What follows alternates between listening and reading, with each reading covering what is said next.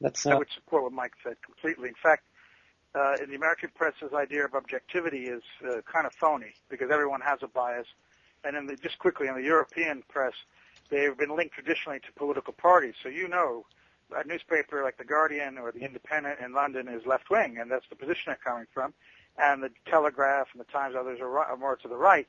So you know what the position of their news reporting is, and I think that's more honest than pretending you're being objective like American papers do. Mm-hmm. And getting back to the book for a second, I'd like to direct a question at Senator Gravel. And one thing, because I read the book cover to cover, it was very good. You both deserve plaudits.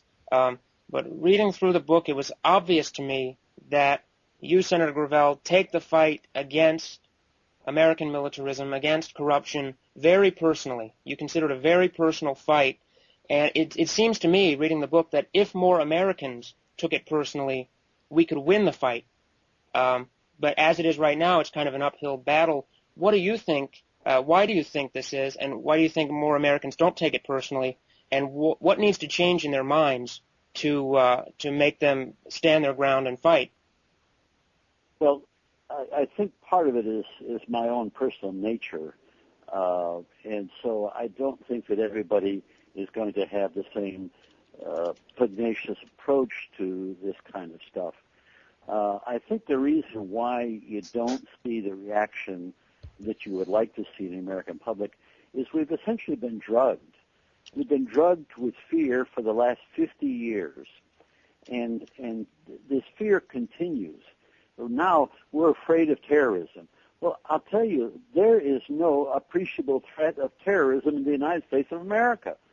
This has all been built up in order to sustain, and listen to my words, they call it a war on terror. Well, terrorism is not a war. Terrorism is criminal activity, and you treat it like a criminal activity. But if you call it a war, or what the Pentagon says, the long war, what they're calling for is the sustaining of the military-industrial complex for the end of civilization. And that will bankrupt this country and will bankrupt the world. And so the underlying sustaining of the military-industrial complex is maintaining fear and the militarization of our culture. Now, how do we break that syndrome? I only know one way. It can't be done by representative government because representative government is owned lock, stock, and barrel by the military-industrial complex. So the only way you can break it is to go directly to the people and realize that representative government is broken. It's broken. You give your power away on election day to politicians who are sold out to these special interests.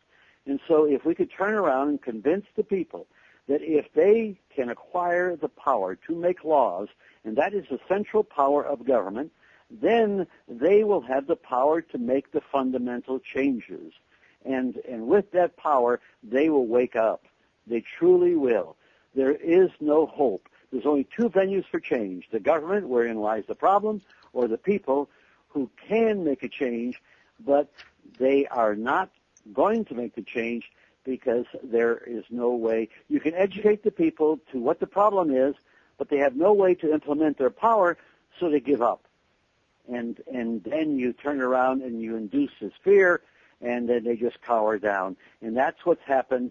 Dwight Eisenhower warned us of the military-industrial complex. It has come to pass. We have lost our democracy. When we have a nation as great as ours that tolerates the invasion of our privacy, that tolerates torture, that tolerates invasion of a country, and then points its finger at Russia and says, "Oh, look at how terrible they are and what they're causing in Georgia," when what we've done, the hundreds of thousands of people that we've killed in Iraq, and that we can get away with that kind of hypocrisy is unbelievable.